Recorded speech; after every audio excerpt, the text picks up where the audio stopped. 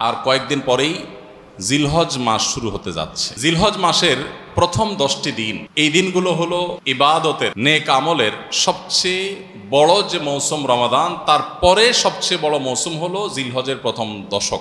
ইবাদত এবং নেক আমলের জন্য আল্লাহ সুবহানাহু ওয়া তাআলা আমাদেরকে কিছু মৌসুম দিয়েছেন, কিছু সিজন দিয়েছেন। এই সিজনগুলোর মধ্যে থেকে সবচেয়ে বড় ইবাদতের মৌসুম বা সিজন কোনটা? রমজান মাস। মাসব্যাপী পুরো 30 দিনের মৌসুম।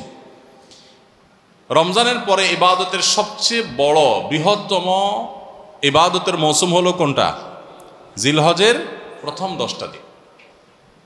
এই 10টা দিনের মর্যাদা, এই 10টা দিনের ফজিলত, এই 10টা দিনের মাহাত্ম্য আমাদের দেশের বেশিরভাগ মানুষ জানেন না।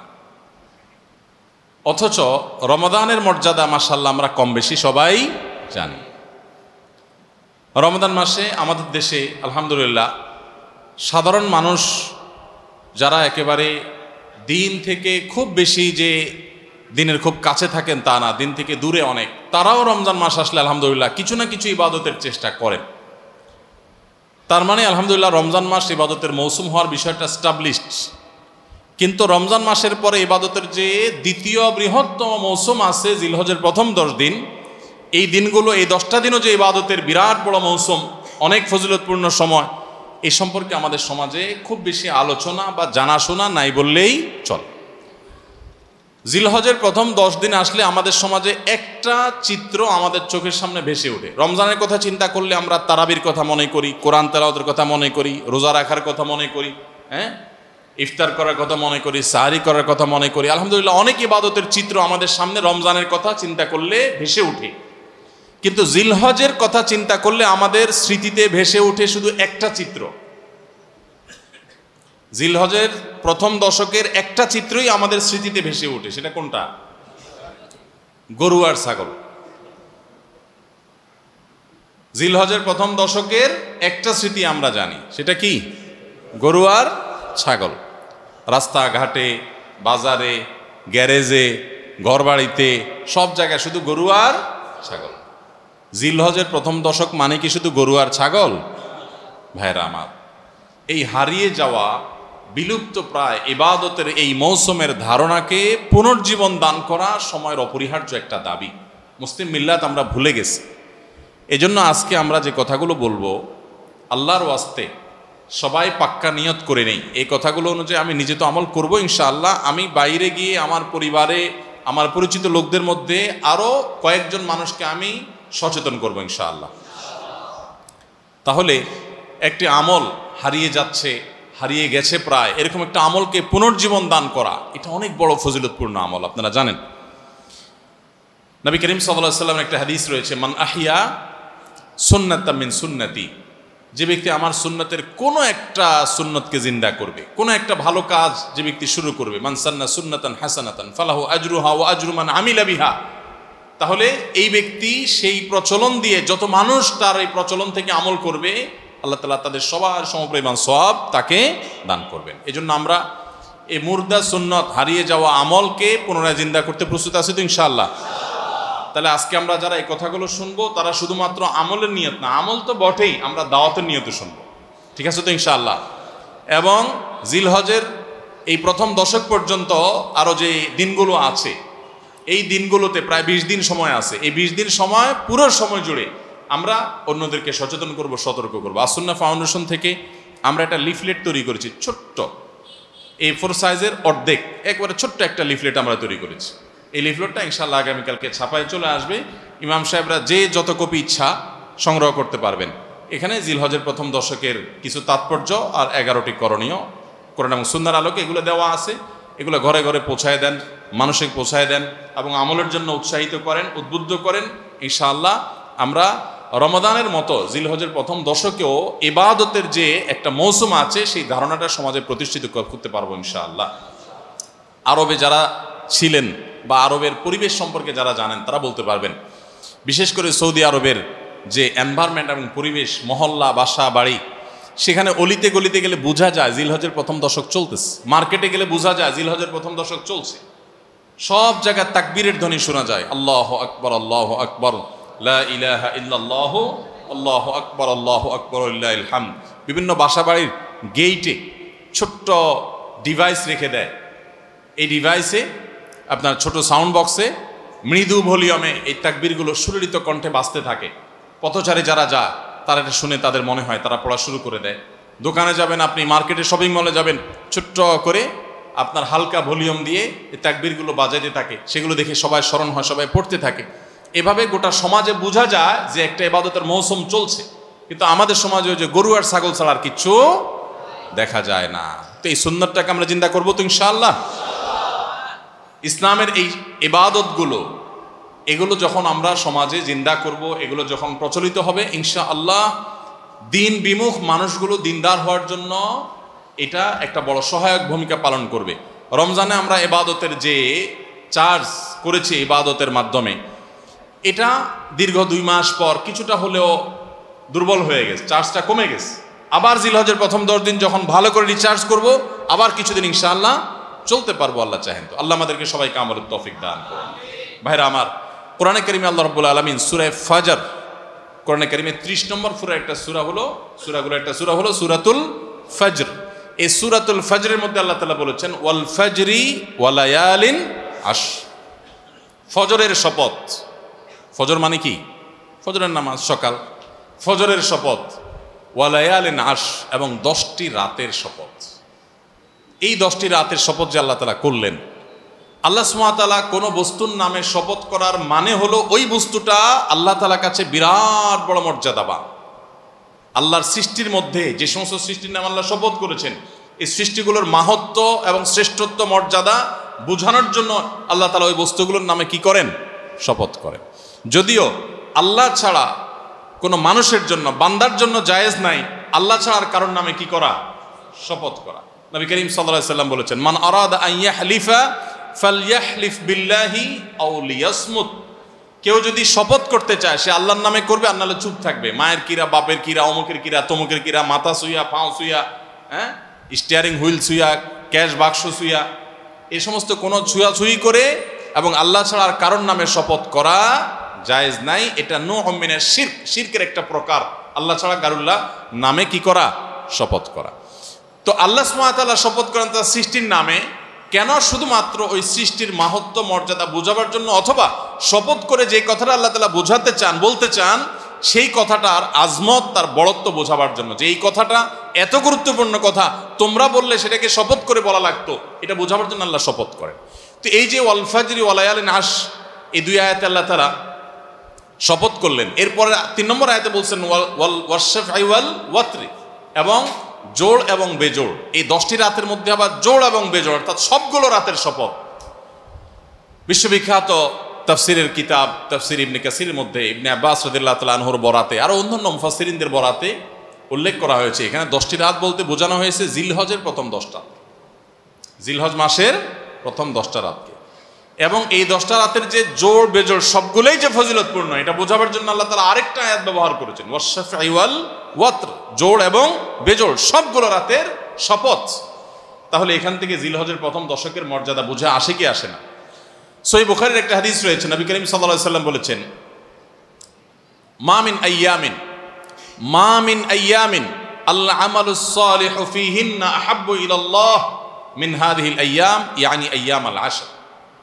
জিলহজের প্রথম 10 দিনের আমল, ইবাদত, নেকামল, ভালো কাজ, এটা আল্লাহর কাছে এত প্রিয়, অন্য কোন সময়ের আমল ইবাদত, অন্য কোন দিনের আমল ইবাদত আল্লাহর কাছে এত প্রিয় না।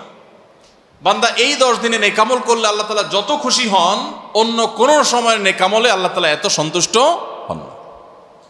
জিজ্ঞাসা করা হলো কিলা ওয়ালাল জিহাদ ইয়া রাসূলুল্লাহ, সাহাবীরা প্রশ্ন করলেন হে আল্লাহর রাসূল, অন্য সময় আল্লাহর রাহে যদি কেউ জিহাদে যায়, অন্য সময় যদি জিহাদে রত হয়, তাহলে সেই আমলটার মর্যাদাও কি এই দশকের সাধারণ নেকামলের চাইতে উত্তম না? ওটা তো জিহাদ, জীবন বাজি রাখা। এই সময়ের সাধারণ নেকামলের চাইতে অন্য সময়ের জিহাদটাও কি উত্তম না? নবী সাল্লাল্লাহু আলাইহি ওয়াসাল্লাম বলেছেন ওয়ালাল জিহাদু ফি সাবিলিল্লাহ, অন্য সময়ের জিহাদও এই সময়ের সাধারণ নেকামলের চাইতে উত্তম না, ইল্লা, তবে অন্য সময়ের জিহাদ যদি কেউ এই পর্যায়ে করে যে তিনি তার জান মাল সব কিছু নিয়ে জিহাদে গেছেন, কিন্তু কিছু নিয়েই ফিরে আসতে পারেন না, সব আল্লাহর রাহে কোরবানি করে দিয়েছেন, এই লোকের কথা ভিন্ন, তার মর্যাদা সব কিছুর উপরে। তাহলে এই দশকের নেকামল, এই দশকের ইবাদত বন্দেগীর মর্যাদা এত বেশি ভাইরা আমার, যে আল্লাহ রাব্বুল আলামিনের কাছে বছরের অন্য কোনো সময়ের কোনো আমল, এমনকি জেহাদও, সাধারণ জেহাদও এই দশকের নেকামলের চাইতে বেশি প্রিয় না। এ হাদিস থেকে, বুখারীর এই হাদিস থেকে আমরা কি বুঝলাম? যে এই দশক আল্লাহ সুবহানাহু ওয়া তাআলার কাছে ইবাদতের দশক, নেকামলের দশক, মর্যাদার দশক, ফজিলতের দশক। আল্লাহ রাব্বুল আলামিন এই দশকের কদর করার তৌফিক আমাদের সবাইকে দান করুন। ভাইরা আমার, বিশ্ববিখ্যাত হাদিসবেত্তা হাফেজ ইবনে হাজার আসকালানী রাহমাতুল্লাহি আলাইহি জিলহজের প্রথম দশক সম্পর্কে বলেছেন, জিলহজের প্রথম দশকের এত মর্যাদা কেন বেশি ভাই? কারণ সমস্ত ইবাদাতের সমাহার এই দশকের মধ্যে আছে। ইসলামের যে মৌলিক ইবাদতগুলো আছে প্রায় সব, মেইন সব ইবাদতগুলোর সমাহার এই দশকে আপনি খুঁজে পাবেন, এমনকি রমজানেও পাবেন না সব। এই দশকে সবগুলোর সমাহার পাবেন। কিভাবে? এই দশকে আমরা দেখি যে প্রথমত ঈমান তো 12 মাসের আমল, অন্য সময়ও আছে, এই সময়ও আছে। 5 ওয়াক্ত নামাজ 12 মাসের আমল, অন্য সময়ও পড়তে হয়, এই দশকেও পড়তে হয়। রোজা রমজান মাসে আছে, এই দশকেও রোজা আছে। প্রথম 9 দিনই রোজার কথা হাদিসে আছে, আবার বিশেষভাবে আরাফাতের দিন রোজার কথা আছে। তাহলে ইসলামের তৃতীয় রোকন রোজা, রোজা অবশ্য হজ হলো তৃতীয়, জাকাত হলো তৃতীয় রোকন। জাকাত অন্য সময় দেওয়া যায়, এই সময়ও দেওয়া যায়, তাহলে জাকাত আদায়যোগ্য সময় এটা। আবার রোজারও আমল এই দশকের মধ্যে আছে। আর হজ তো হয়ই এই দশক, হজের মূল কাজই হলো এই দশকে, ফরজ কাজগুলো সব এই দশকেই হয়ে যায়। তাহলে এই দশকে ঈমান আছে, নামাজ আছে, জাকাত আছে, রোজা আছে, হজ আছে, আবার কোরবানি আছে, আবার জিকিরের জন্য আলাদা নির্দেশ আছে। এই দিনগুলোতে বিশেষভাবে আল্লাহর জিকির কর, আছে না নাই ভাই? তাহলে আমরা কি বুঝলাম? এই দশকে সমস্ত ইবাদতের কি আছে? সমাহার আছে, সমস্ত ইবাদতের নজির আছে। এই জন্য এই দশকের মর্যাদা অনেক বেশি। আল্লাহ রাব্বুল আলামিন এই দশকের মর্যাদা এবং কদর আমাদের সবাইকে করার তৌফিক নসিব করুন। ভাইরা আমার, এই দশকের মর্যাদা নিয়ে আমরা কথা বাড়াতে চাই না, এবার আমরা করণীয়তে চলে যাই। কি করব আমরা? আমরা কোরআন এবং হাদিসের আলোকে 11টি আমলের কথা বলতে পারি। এই 11টি আমল এই দশকের জন্য খাস, স্পেশাল। নাম্বার 1 নম্বর এই দশকের আমল হলো বেশি বেশি আল্লাহর জিকির করা। কি করা? বেশি বেশি আল্লাহর জিকির করা। কারণ কোরআনে কারিমে সূরা তাওবাতে আল্লাহ রাব্বুল আলামিন এই দশককে ইঙ্গিত করে বলেছেন যে তোমরা আল্লাহ তাআলার জিকির করো ফি আইয়ামিন মাদুদাত, নির্দিষ্ট দিনসমূহে, নির্ধারিত দিনগুলোতে তোমরা আল্লাহর জিকিরে মাশগুল থাকো। এখানে আল্লাহর জিকির যে নির্দিষ্ট দিনগুলোতে রাখার কথা বলা হয়েছে, সেই আয়াতের ব্যাখ্যা আবারও তাফসীর ইবনে কাসিরে এবং ইবনে আব্বাস রাদিয়াল্লাহু তাআলা সহ আরো অন্যান্য মুফাসসিরদের থেকে বর্ণিত হয়েছে যে নির্দিষ্ট দিন বলতে জিলহজের প্রথম 10 দিনকে আল্লাহ তাআলা মিন করেছেন। এই 10 দিনই তোমরা আল্লাহর জিকিরে বেশি বেশি করে আল্লাহ তাআলার জিকির করো। তাহলে জিকির শুধু না, পরিমাণে বাড়িয়ে বাড়িয়ে বেশি বেশি পরিমাণে জিকির করতে হবে। এই দশকে আল্লাহ তাআলার স্মরণ অন্তরে হবে, মুখে আল্লাহ তাআলার জিকির চলবে, কাজের মাধ্যমে জিকিরের আমল চলবে, অন্তরের স্মরণের মাধ্যমে, মুখে জিকিরের মাধ্যমে। কোরআনের তেলাওয়াত একটা জিকির, তাসবিহগুলো একটা জিকির, তাহমিদ আল্লাহর প্রশংসা একটা জিকির, এরকম যত জিকির আছে এই দশক হলো জিকিরের দশক। সবচেয়ে বেশি জিকির চলবে, সবচেয়ে বেশি কি চলবে? জিকির চলবে। দ্বিতীয়ত যে আমলটি চলবে তা হলো যে কোনো নেকামল, যে কোনো নেকামল। কারণ একটু আগে আমরা হাদিস শুনলাম যে নবী করিম সাল্লাল্লাহু আলাইহি ওয়াসাল্লাম বলেছেন, মা মিন আইয়ামিন আল আমালুস সালিহু ফিহিন্না আহাব্বু ইলাল্লাহ মিন হাযিহিল আইয়াম। এই জিলহজের 10 দিনের চাইতে অন্য কোনো দিনের নেকামল আল্লাহর কাছে বেশি প্রিয় না। মাস হিসাবে রমাদান সবচেয়ে সেরা, আর দিন হিসাবে খুচরা দিনগুলোর মধ্যে রমজানের বাইরে সবচেয়ে সেরা কোনটা? জিলহজের প্রথম দশক। রমজানের পরে মর্যাদার বিচারে সবচেয়ে বেশি মর্যাদাপূর্ণ দশক হলো এই দশক।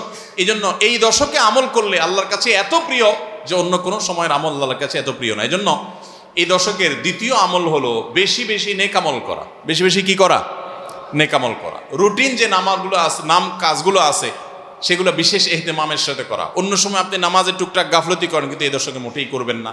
অন্য দশকে আপনার ফজরের জামাত একটু মিস হয়, এই দশক মোটেই করবেন না। আগে থেকে ইহতিমাম থাকবে যে এই দশক কোনোভাবে ইবাদত থেকে আমি যেন দূরে না থাকি। আল্লাহ তাআলা আমাদের সবাইকে আমলের তৌফিক দান করুন। তাহলে 2 নম্বর আমল হলো বেশি বেশি নেকামল করা এই দশকে। রুটিন নেক আমলগুলো যেগুলো সবসময় করতে হয় এগুলোকে বিশেষ ইহতিমামের সাথে করা, আর আরো নফল আমল বাড়িয়ে বাড়িয়ে করা। আপনি অন্য সময় কোরআন তেলাওয়াত খুব বেশি করতে পারেন না, এই দশকে কোনো অবস্থাতে ছাড়বেন না। অন্য সময় তাসবিহ তেলাওয়াত খুব বেশি হয় না, এই দশকে কোনো থাকবে যে ধীরস্থিরতার সাথে মনোযোগের সাথে নামাজ পড়ব। এভাবে নেক আমলের কসরত করতে থাকবেন। আল্লাহর প্রিয় পাত্র হওয়ার পথে আমরা এগিয়ে যেতে চাইলে এই দশক, এই 10টা দিন আমাদের জন্য বিরাট বড় একটা সুযোগ। আল্লাহ আমাদের সবাইকে তৌফিক দান করুন। 3 নম্বর, এই দশকের করণীয় হলো সকল গুনাহ থেকে অন্য সময়ের চাইতে এই সময়টাতে বেঁচে থাকার জন্য বেশি সচেষ্ট থাকা। গুনাহ তো 12 মাসই আমরা করব না, কিন্তু এই দশক গুনাহ না করার ব্যাপারে চেষ্টাটা একটু বেশি থাকবে। কারণ আপনারা সূরা তওবার একটা আয়াত শুনেছেন, আল্লাহ রাব্বুল আলামিন সম্মানিত 4 মাসের আলোচনা করে বলেছেন, যালিকাদ দীনুল কাইয়্যিম ফালা তাজলিমু ফিহিন্না আনফুসাকুম। এই সম্মানিত মাসগুলোতে তোমরা নিজের প্রতি নিজে অবিচার করিও না। ভাইরা আমার, তার মানে যেই সময়টাতে আল্লাহর নৈকট্য লাভের সুযোগ, ওই সময়টাতে যদি কেউ পাপাচারে লিপ্ত হয়, এর চেয়ে পাপিষ্ট আর কে আছে? এই জন্য আল্লাহ রাব্বুল আলামিন আমাদেরকে দরদের সাথে বলছেন, ভাষা খেয়াল করেন, ফালা তাজলিমু ফিহিন্না আনফুসাকুম, তোমরা নিজের পায়ে নিজে কুঠারাঘাত করিও না। এই 10 দিন না, শুধুমাত্র এই পুরো সম্মানিত 4 মাস, সম্মানিত 4 মাসের ভিতরে টানা 3টা মাস চলছে, জিলকদ, জিলহজ, মুহররম, আরেকটা হলো রজব মাস, রমজানের আগের মাস। তাহলে সম্মানিত 4 মাসের মধ্যে এই 10টা দিন আবার বিশেষ মর্যাদাবান।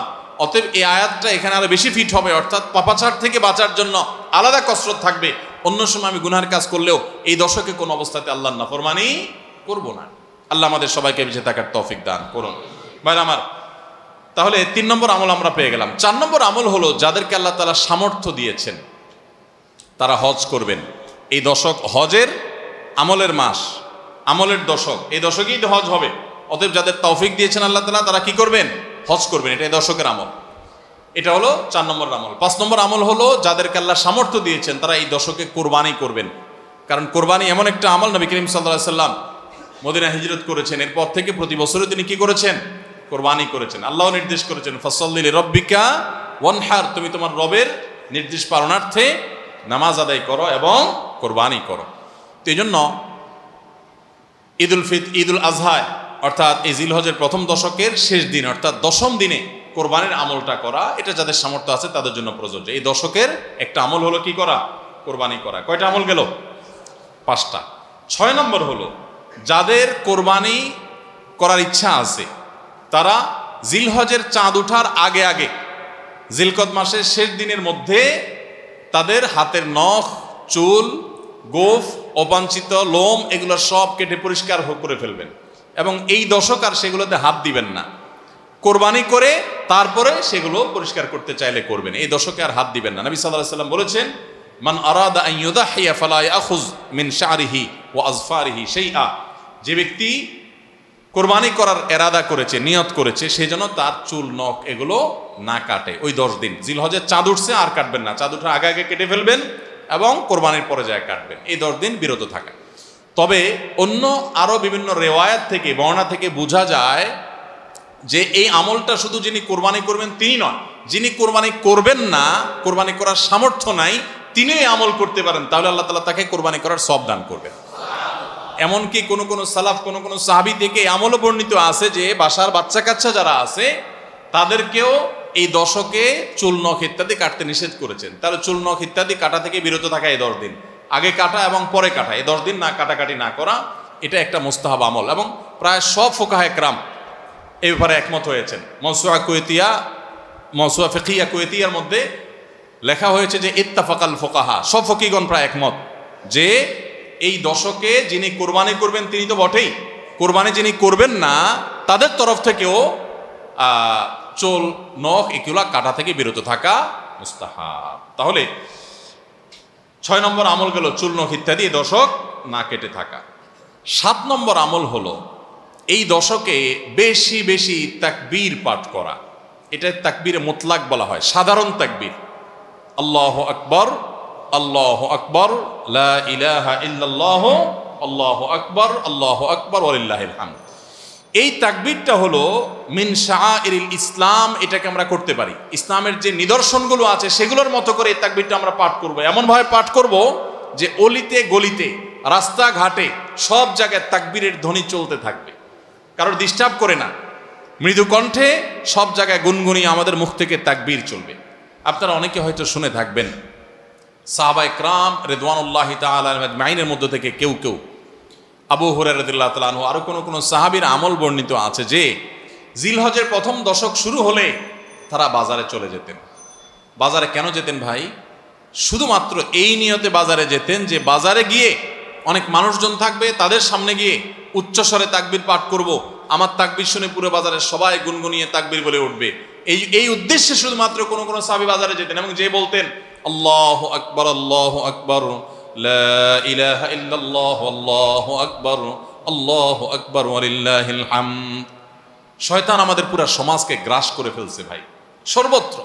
আমাদের বাসা বাড়ি, আমাদের ব্যবসা প্রতিষ্ঠান, আমাদের শিক্ষা প্রতিষ্ঠান, আমাদের চিন্তা চেতনা, মন মগজ, দেহ মস্তিষ্ক, সবকিছু ইবলিস নানাভাবে আমাদেরকে প্রভাবিত করে রাখছে।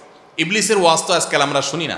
কোরআনে আল্লাহ তাআলা সবচেয়ে বেশি যাকে শত্রু হিসাবে দেখাইছেন সে হলো কে? ইবলিস। তার ব্যাপারে আল্লাহ বলেছেন যে সে আমাদের আদু ও মুবিন, স্পষ্ট শয়তান। আমরা জীবনে কোনোদিন দেখিই নাই, আল্লাহ বলেছেন স্পষ্ট শয়তান। কেমনে স্পষ্ট হলো? আমরা দেখিই না, সে থাকে গোপনে, আল্লাহ বলছেন স্পষ্ট। ভাইরা আমার, এই জন্য আল্লাহ স্পষ্ট বলেছেন যে শয়তান নিজে দেখা না দিলে কি হবে? শয়তানের শয়তানি সারাক্ষণ আমাদের চোখের সামনে ভাসে, চতুর্দিক থেকে শয়তানে আমরা দেখি না? তো এই শয়তান তার শয়তানি করে করে পরিবেশটাকে আমাদের নষ্ট করে ফেলছে। আমাদের দেশ তরুণ প্রজন্মকে ধ্বংসের দ্বারপ্রান্তে নিয়ে যাওয়া হয়েছে। তাদেরকে দিন থেকে এত দূরে সরাই দেওয়া হয়েছে, কখনো শিক্ষার নামে, কখনো সংস্কৃতির নামে, কখনো বিনোদনের নামে, কখনো খেলাধুলার নামে, কখনো ক্যারিয়ারের নামে, এক এক সময় এক এক নাম দিয়ে আমাদের সন্তানদেরকে আল্লাহে দিন থেকে এত দূরে সরিয়ে ফেলা হয়েছে। আমরা অনেকে এখনো আঁচ করতে পারছি না। ভয়াবহতা কোথায় গিয়ে ঠেকেছে অনেকে অনুমান করতে পারছি না। সমাজ থেকে শয়তানের এই সমস্ত শয়তানির প্রভাব দূর করবার জন্য জিলহজের প্রথম দশকে অলিতে গলিতে, রাস্তাঘাটে, বাসা বাড়িতে, ব্যবসা প্রতিষ্ঠানে সব জায়গায় তাকবীর ধ্বনি উচ্চারিত করতে থাকেন। এই তাকবীর ধ্বনি নীরবে না, সশব্দে। সশব্দে বলতে মানুষকে ডিস্টার্ব করে না, যতটুকু মানুষ সহনীয় হয় মৃদু কণ্ঠে এই তাকবীর গুনগুনিয়ে আমরা গাইতে থাকবো, আওয়াজ করে করে বলতে থাকবো, সর্বত্র এটি ধ্বনিত হতে থাকবে। এই আন্দোলনটা আমার প্রত্যেকটা একটু করতে হবে। রাজি আছি তো ইনশাআল্লাহ? ভাইরা আমার, বাজারে গিয়ে, চায়ের দোকানে, মাছের বাজারে বা খুব জমজমাট বাজারে গিয়ে যদি আপনি হঠাৎ করে তাকবীর দিয়া উঠেন, আল্লাহু আকবার, আল্লাহু আকবার, লা ইলাহা ইল্লাল্লাহ, আল্লাহু আকবার, আল্লাহু আকবার, ওয়ালিল্লাহিল হামদ, কত মধুর কণ্ঠে এই তাকবীর পাঠ করা যায়। আল্লাহু আকবার, আল্লাহু আকবার, আল্লাহ সবচেয়ে বড়, আল্লাহ সবচেয়ে বড়, লা ইলাহা ইল্লাল্লাহ, আল্লাহ ছাড়া সত্যিকারের কোনো মাবুদ নাই, লা ইলাহা ইল্লাল্লাহ, আল্লাহু আকবার, আল্লাহ বড়, ওয়ালিল্লাহিল হামদ, আল্লাহ বড়, আল্লাহ বড় এবং তার জন্য সমস্ত প্রশংসা। ভাইরা আমার, আল্লাহর এই বড়ত্ব এটা বলতে গিয়ে আজকাল আমাদের অনেকের হেজিটেশন হয়, আমাদের অনেকের মধ্যে ইতস্তত বোধ হয় যে মানুষের সামনে যায় বলবো। একা একা বলি ঠিক আছে, মানুষের সামনে আবার বলবো কেমন লাগে। এগুলো আমাদের ইমানের দুর্বলতার দলিল। আমার আল্লাহর বড়ত্ব বর্ণনা করতে আমার মধ্যে ইতস্তত বোধ যদি হয়, তো আমার চেয়ে নিমক হারাম আর কি আছে আল্লাহর জমিনে? আমি কত আল্লাহ নিমক হারাম যে আল্লাহ সারাদিন আল্লাহর নিয়ামতের ভিতরে ডুবে আছি, আল্লাহর বড়ত্বটা জোরে বললে কে কি মনে করবে, আমি এই চিন্তা করছি। তো আমরা ইনশাআল্লাহ এই অচল আয়তন ভাঙবো তো?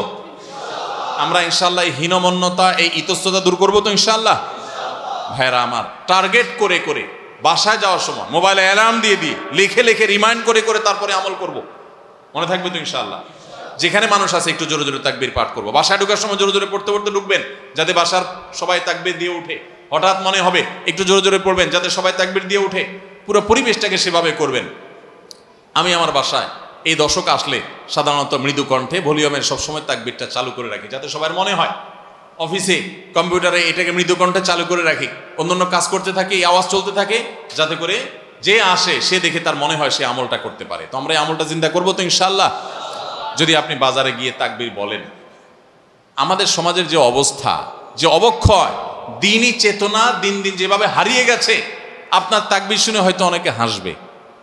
হঠাৎ করে যখন বাজারে গিয়ে তাকবীর দিবেন জোরে জোরে, বলবে ব্যাপার কি? কেউ কেউ হয়তো ইশারা করে যে মাথায় হয়তো কোনো সমস্যা আছে। এরকম হতে পারে, হতে পারে কি পারে না? কেন হইতে পারে? কারণ সব গাফেলদের মধ্যে একজন জাকের আসছে, সব গাফেলদের মধ্যে একজন জাকের আসছে।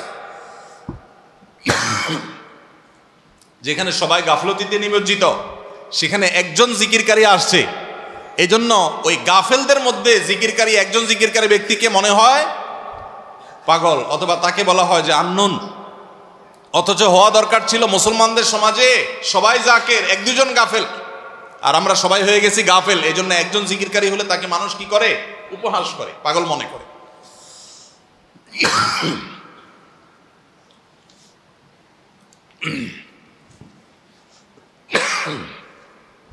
তো ভাইরা,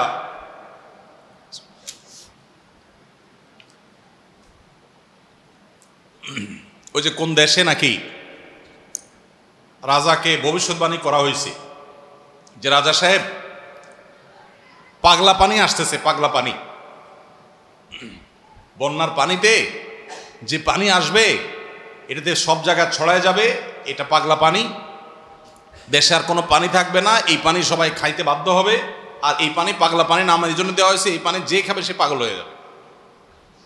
রাজা সাহেব এই ভবিষ্যৎবাণী শুনে পরামর্শ করতেছেন সব মন্ত্রীদের সাথে যে কি করা যায়। দেশের সব মানুষ পাগল হয়ে গেলেও আমার তো অন্তত ভালো থাকতে হবে, আমি পাগল হয়ে গেলে দেশ চলবে কেন? তো সবাই বুদ্ধি দিয়েছে, রাজা সাহেব এক কাজ করেন, তাহলে আপনার রাজ বাড়িতে বেশি করে পানি স্টক করে রাখেন, যে পাগলা পানি যখন আসবে, সাধারণ পানি যখন থাকবে না, টাঙ্কিতে আপনার বাসায় পর্যাপ্ত পানি থাকবে, 1-2 মাস চলবে। তো অন্তত আপনি ওই পানিগুলো খাইয়া ভালো থাকলেন, জনগণ সব পাগল হয়ে গেল, আপনি একটু সামলালেন। তো বুদ্ধি অনুযায়ী রাজা সাহেব সব পানির ব্যবস্থা রাখছে এবং বিরাট পানির ট্যাঙ্কি ভরে ফেলছে। ভরার পর এবার সেই পানির ট্যাঙ্কির পানি রাজা সাহেব এবং তার ফ্যামিলির লোকজন খাইছে, এবং যথারীতি জনগণ ওই পাগলা পানি খায়া সব পাগল হয়ে গেছে, আর পাগল হয়ে সব কাপড় চোপড় খুলে ফেলছে। এখন সব পাগলরা এসে রাজবাড়ি ঘেরাও করে ফেলছে, এবং সবাই মিলে বলতেছে ওই দেখ কয়েকটা পাগল, কারণ এগুলোর পরনে কাপড় আছে, এগুলোর মাথা নষ্ট হয়ে গেছে, এটা পরনে কাপড় পরে রয়েছে কেন? এবার রাজা সাহেব সবার সাথে পরামর্শ করতেছে, পরিবার সদস্যদের সাথে, যে আমাদের কি করা এখন? সবাই যে আমাদেরকে পাগল বলা শুরু করছে, যদি পাগল বলে মাইদ্যুৎ দেওয়া শুরু করে দেয় কি করা যাবে? তখন এবার সবাই বুদ্ধি করলো, পরিবারের লোকেরা, যে তাহলে এক কাজ করা যাক, যে সমাজে সব পাগল থাকে সেখানে আসলে সুস্থ থাকাটা দোষের, আমরাও চলেন পাগলা পানি খেয়ে পাগল হয়ে যাই। এবার তারাও পাগলা খানি খেয়ে পাগল হয়ে গেছে, এবার পাগলে পাগলে মিলছে, আর অসুবিধা হয়নি।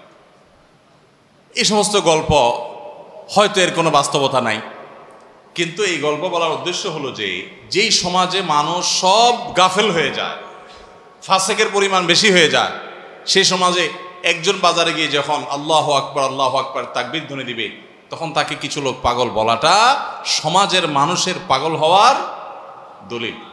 পাগল হওয়া বলতে ফাসেক হয়ে যাওয়া, আল্লাহর জিকির থেকে দূরে সরে যাওয়ার দলিল।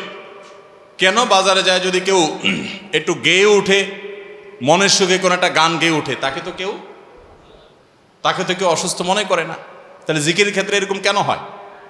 আপনি যদি বাসে উঠেন, উঠে বলেন আল্লাহু আকবার লা ইলাহা ইল্লাল্লাহ আল্লাহু আকবার ওয়ালিল্লাহিল হামদ, প্রথম কারোর কাছে আনইজি লাগতে পারে। উঠার পর যদি আরেকজন পড়েন, বলবে যে ভাই হাতে কোনো ব্যাগ ট্যাগ তো দেখা যাচ্ছে না, কিছু বেচবে নাকি? হকার টকার নি কোনো? আপনি যদি তখন সুন্দর করে, যারা অবাক হয়ে তাকাবে তাদের যদি বলেন, ভাই এই দশকে আমাদের নবীজি বেশি বেশি করে উচ্চস্বরে তাকবীর পাঠ করতে বলেছেন, আপনারা তো সবাই মুসলমান, আপনাদের সবাইকে স্মরণ করানোর জন্য আমি জোরে জোরে করছি, আপনারা কেউ মনে কিছু নিয়েন না, বাস আলহামদুলিল্লাহ, তাইলে কিচ্ছা খতম। তো আমরা এই আমলটা করবো তো ইনশাআল্লাহ। কঠিন আমল, কিন্তু এটাকে জিন্দা করতে পারলে সমাজে সর্বত্র যখন তাকবীরের ধ্বনি ভাসতে থাকবে, শয়তান পালা যাবে ইনশাআল্লাহ সমাজ থেকে। ঘরে যখন সারাদিন তাকবীর ধ্বনি ভাসতে থাকবে, শয়তান পালায় যাবে। আল্লাহ আমাদের সবাইকে আমলের তৌফিক দান করুন।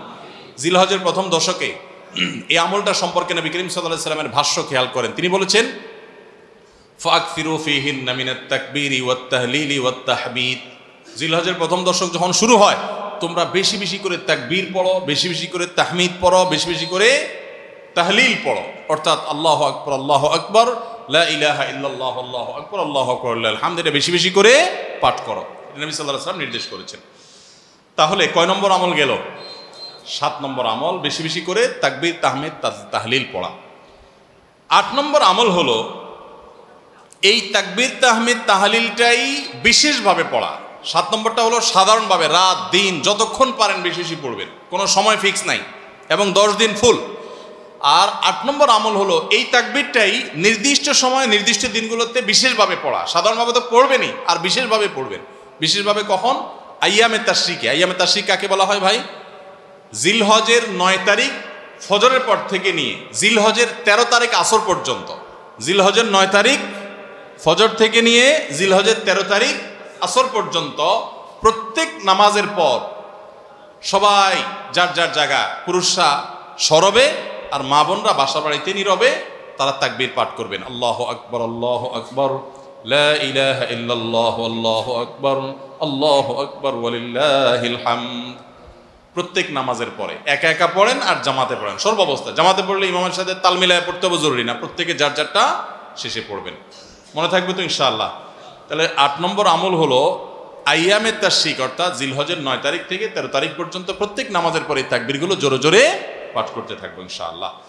9 নম্বর আমল হলো জিলহজের 1 তারিখ থেকে 9 তারিখ পর্যন্ত এই 9 দিনই নফল রোজা রাখা।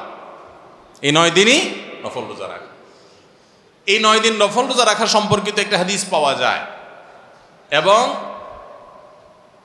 এই 9 দিনের নফল আমল সম্পর্কে মওসুআ কুয়েতিয়া ফিকহিয়া, মওসুআ ফিকহিয়া কুয়েতিয়া, কুয়েত থেকে প্রকাশিত ফিকহ বিশ্বকোষ, সেখানে বর্তমান সময়ের সবচাইতে অথেন্টিক ফতোয়ার কিতাবগুলোর মধ্যে থেকে, প্রসিদ্ধ কিতাবগুলো থেকে একটা, ফতোয়ার কিতাবগুলো থেকে মওসুআ ফিকহিয়া কুয়েতিয়া, সেখানে লেখা হয়েছে যে ইত্তাফাকাল ফুকাহা, সমস্ত ফকিহগণ এই ব্যাপারে একমত যে জিলহজের 1 তারিখ থেকে 9 তারিখ পর্যন্ত এই 9 দিনই রোজা রাখা মুস্তাহাব। এই 9 দিন রোজা রাখা মুস্তাহাব। বিভিন্ন বর্ণায়ও এটি প্রমাণিত হয়, যদি সে বর্ণাগুলো কোনো কোনো সনদ দিয়ে মুহাদ্দিসরা কেউ আপত্তি তুলেছেন, কিন্তু ফুকাহা একরাম এ ব্যাপারে রেকমেন্ড করেছেন যে এই 9 দিন রোজা রাখা মুস্তাহাব। যেহেতু জিলহজের প্রথম 10 দিনের পুরো 10 দিনই ইবাদত আল্লাহর কাছে প্রিয়, অতএব নফল আমল, রোজাও একটা নফল আমল, সেই হিসাবে রোজাটা অটোমেটিকও চলে আসে। এজন্য 9 নম্বর আমল হলো জিলহজের 1 থেকে 9 তারিখ পর্যন্ত এই দিনগুলো কি করা? রোজা রাখা। 10 নম্বর আমল হলো স্পেশালি, বিশেষভাবে আরাফার দিনে, অর্থাৎ জিলহজের 9 তারিখে রোজা রাখা। জিলহজের 9 তারিখে কি করা? রোজা রাখা। প্রথম 9 দিন সাধারণ, আর বিশেষভাবে 9 তারিখের গুরুত্ব আরো বেশি, কারণ নবী করিম সাল্লাল্লাহু আলাইহি ওয়াসাল্লাম বলেছেন, সিয়ামু ইয়াউমি আরাফা আহতাসিবু আলাল্লাহি আন ইউকাফিরা সানাতাল্লাতী ক্বাবলাহা ওয়াল্লাতী বাদাহা। আরাফাত দিনের রোজা, অর্থাৎ জিলহজের 9 তারিখের রোজা, এই রোজার সম্পর্কে আল্লাহর কাছে আমার ধারণা, আল্লাহর প্রতি নবী সাল্লাল্লাহু আলাইহি ওয়াসাল্লাম বলছেন যে আমার ধারণা যে এই রোজার বিনিময়ে আল্লাহ তাআলা 1 বছর পূর্বের আর 1 বছর পরের, অর্থাৎ আগামী 1 বছর এবং গত 1 বছরের গুনাহ আল্লাহ তাআলা মাফ করে দিবেন। আমরা এই পর্যন্ত যত ফজিলতের কথা শুনেছি, পিছনে গুনাহ মাফ করে দিবেন, গত 1 বছর গুনাহ মাফ করে দিবেন, সারাদিনই গুনাহ মাফ করে দেওয়া হবে, এরকম বিভিন্ন হাদিস আমরা শুনেছি, কিন্তু এরকম কোন হাদিস কেউ হয়তো আমরা এই হাদিস ছাড়া আরেকটা হাদিস শুনি নাই যে 1 বছর অগ্রিম গুনাহ মাফ করবেন। যদি আল্লাহ তাআলা কাউকে হায়াত দেন, তিনি 1 বছরের গুনাহ মাফ পেয়ে যাবেন। কোন কোন হাদিস বেত্তাগণ বলেন যে হাদিসের মধ্যে ইশারা পাওয়া যায় যে কেউ যদি আরাফাতের রোজা রাখার তৌফিক পায়, হয়তোবা আগামী 1 বছর হায়াত পাওয়ার তৌফিক হবে তার। যদিও এটা জাস্ট একটা ব্যাখ্যা, এটা এমন না যে হাদিসে বলা হয়েছে আলাদা গ্যারান্টি দিয়ে, এরকম না। অতএব এর ব্যত্যয় ঘটলে ঘটতে পারে। কথা বুঝে আসছে ভাই? তো এই জন্য এই আরাফাত দিনের রোজা এটা আমরা মিস করবো না ইনশাআল্লাহ। তাহলে 10 নম্বর আমল গেল জিলহজের 9 তারিখের রোজা। 11 নম্বর আমল হলো ঈদুল আজহার সমস্ত সুন্নাতগুলো আমল করা। ঈদুল আজহার অনেকগুলো সুন্নাত আছে না, এই সুন্নাগুলো সবগুলো আমল করা। ঈদুল আজহার যে সুন্নাগুলো আমল সাধারণত হয় না, গোসল আমরা করি, সুগন্ধি আমরা ব্যবহার করি, আলহামদুলিল্লাহ, অন্য অনেক সুন্নাত আমরা আমল করি, কিন্তু যে সুন্নাতের আমল সাধারণত হয় না তার ভিতরে একটা হলো ফজরের নামাজ মহল্লার মসজিদে এসে পড়া, ভোর রাতে আগে আগে উঠা। অন্য সময়ের চাইতে ঈদের দিন ফজরে মুসল্লি আরও আমাদের মসজিদে কম থাকে, কারণ চাঁদ রাতে তামাশা করে বেড়ায়, ফজর নামাজ মিস হয়ে যায়। তো ইমানদার সেটা করতে পারেন না। ঈদের সুন্নাহটা বিশেষভাবে আদায় করার চেষ্টা করা দরকার, অর্থাৎ জামাতের সাথে ফজর নামাজ পড়া দরকার, আগে আগে উঠা দরকার। ঈদের দিনের সুন্নাতগুলোর মধ্যে থেকে একটা। আরেকটা সুন্নাত আমাদের অবহেলিত, আদায় হয় না, সেটা হলো ঈদুল আজহা হোক আর ঈদুল ফিতর হোক, ঈদের নামাজ মাঠে পড়ার চেষ্টা করা দরকার। কোথায়? মাঠে। মাঠ এখন কম, বিশেষ করে শহর এলাকাতে মাঠ একটু কম, কিন্তু যেগুলো আছে সেগুলোও যদি সঠিকভাবে সবগুলোকে ব্যবহার করা হয় তাহলে অনেক জায়গায় সুন্নাহ জিন্দা হয়। আমরা ঈদের নামাজ মসজিদে পড়ি, কেন পড়ি? একটা অজুহাত দেই, মাঠ কম। এই অজুহাত সব ক্ষেত্রে গ্রহণযোগ্য না এবং সঠিক না।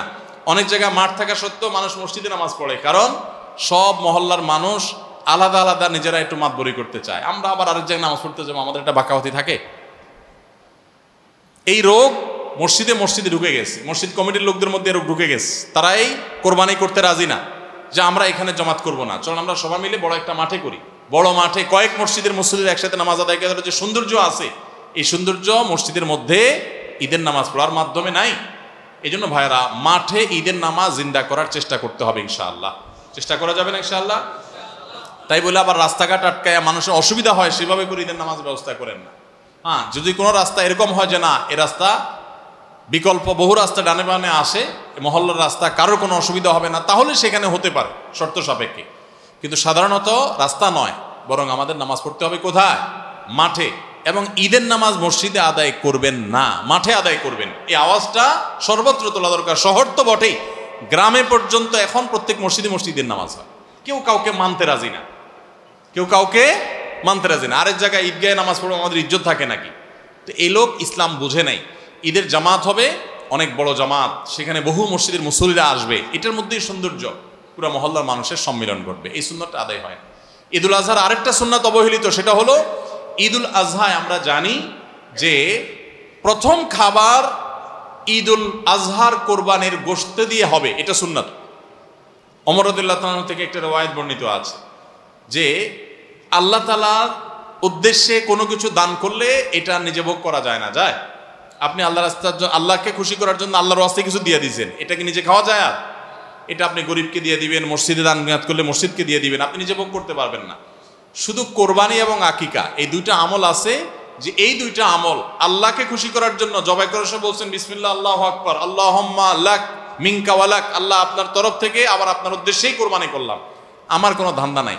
অথচ আবার ঠিকই ওইটার গোশতটা আল্লাহ আপনাকে খেতে দিয়েছেন, কারণ এটা আল্লাহর পক্ষ থেকে সাদাকা, আল্লাহর পক্ষ থেকে মেহমানদারি, যে আল্লাহ আপনার থেকে কবুল করেছেন এবং বলেছেন বান্দা আমি বুঝে পাইছি, এবার তোমাকে দিছি, তুমি খাও। তো এই জন্য আল্লাহর মেহমানদারি দিয়ে দিনের প্রথম খাবার গ্রহণ করা, যাতে করে ক্ষুধার্ত থেকে খাবারের প্রতি আগ্রহী হন আপনি, এবং আল্লাহর মেহমানদারি দিয়ে প্রথম খাবার খান আপনি, এটা সুন্নাত।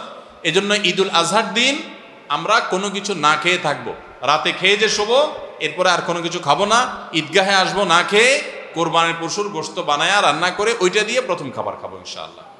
আল্লাহ তাআলা আমাদের সবাইকে এসব সুন্নাহগুলো মেনে চলার তৌফিক দান করো। তাহলে 11 নম্বর আমল হলো ঈদুল আজহার সব সুন্নাহগুলা পালন করা। আমরা আবারও এক নজরে বলি, জিলহজের প্রথম দশকের 11টি আমলের সর্বপ্রথম আমল বলেছি বেশি বেশি আল্লাহর জিকির করা। বেশি বেশি কি করা? আল্লাহর জিকির করা। এই দিনগুলোতে, নির্দিষ্ট দিনগুলোতে আল্লাহর জিকির করবার নির্দেশ আল্লাহ তাআলা কোরআনে কারিমে সূরা তাওবায় করেছেন। দ্বিতীয় আমল বলেছি বেশি বেশি নেক আমল করা, কারণ এই দশকের নেক আমল আল্লাহর কাছে অন্য যে কোনো সময়ের নেক আমল ভালো কাজের চাইতে বেশি প্রিয়। এই দশকের নেক আমল চলতে থাকবে, সেটা জিকির হোক, তেলাওয়াত হোক, দান সাদাকা হোক, নফল রোজা হোক, নফল নামাজ হোক, যত রকমের ইবাদত আছে, এটা ইবাদতের দশক। রমজানে যেরকম ইবাদত করতে থাকি আমরা, এই দশকে এরকম কি চলবে? ইবাদত চলতে থাকবে।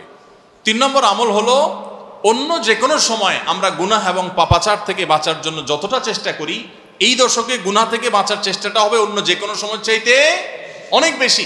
কারণ এই দশক মর্যাদাপূর্ণ ইবাদতের জন্য, সেখানে গুনাহ করলে তার দায় এবং তার প্রায়শ্চিত্ত এরকম ভয়াবহ হবে। এই জন্য এই দশকে গুনাহ থেকে বিশেষভাবে বেঁচে থাকার চেষ্টা করা। 4 নম্বর আমল বলেছিলাম যাদের আল্লাহ সামর্থ্য দিয়েছেন তারা হজ করবেন। 5 নম্বর আমল বলেছিলাম যাদের আল্লাহ সামর্থ্য দিয়েছেন তারা কোরবানি করবেন। 6 নম্বর আমল বলেছিলাম যারা কোরবানি করবেন, এমনকি বিভিন্ন হাদিস থেকে বোঝা যারা কোরবানি করবেন না তারাও, এমনকি বাচ্চাদেরকেও জিলহজের এই 10 দিন চুল নখ কাটা থেকে বিরত থাকবেন। চাঁদ ওঠার আগে আগে করবেন আর কোরবানির পরে করবেন। কয় নম্বর আমল গেল? 6 নম্বর। 7 নম্বর আমল হলো সাধারণভাবে এই 10 দিন রাত দিন যত বেশি পারেন উচ্চস্বরে সরবে তাকবীর পাঠ করতে থাকবেন। আল্লাহু আকবার, আল্লাহু আকবার, লা ইলাহা ইল্লাল্লাহ, আল্লাহু আকবার, আল্লাহু আকবার, ওয়ালিল্লাহিল হামদ। কোন হাদিসে 3 বার তাকবীর আসছে শুরুতে, আল্লাহু আকবার, আল্লাহু আকবার, আল্লাহু আকবার, লা ইলাহা ইল্লাল্লাহ, আল্লাহু আকবার, আল্লাহু আকবার, আল্লাহু আকবার, ওয়ালিল্লাহিল হামদ।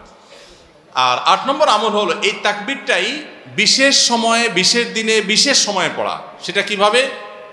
জিলহজ মাসের 9 তারিখ ফজরের পর থেকে নিয়ে জিলহজের 13 তারিখ আসরের নামাজ পর্যন্ত প্রত্যেক নামাজের পরে নারী পুরুষ সবাই এই তাকবীর নামাজের পরে একবার করে পাঠ করা, এটা হলো বিশেষ সময়, তাকবীরে মুকাইয়াদ বলা হয় এটাকে, স্পেশাল।